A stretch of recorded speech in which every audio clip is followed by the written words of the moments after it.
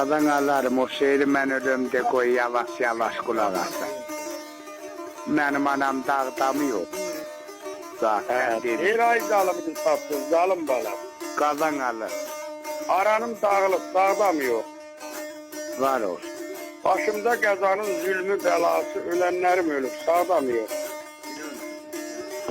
İnə itib sanam yoxdur, bilirəm. Qonçam yanım, anam yoxdur, bilirəm. Atam yoxdur, anam yoxdur, bilirəm. Bəs onlar saldığı bağda mı yok?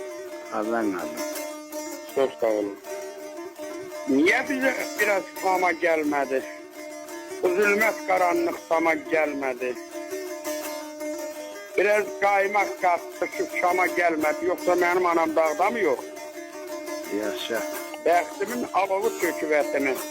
Qardaşa sığınar qardaş yetimi. Mənim qapı gəzən itimi çəkib bağlamağa bağda mı yok? Qadınlar.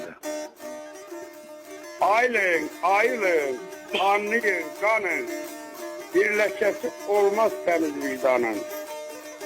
Siyə söyləyən qəmli insanın saqqalı yanıb, sıdırda mı yok? Cancan oxu canını çora qatma. Ay yaşa, hə. Cancan oxu canımı çora qatmağa, kəsən toxu yorumu yora qatmağa.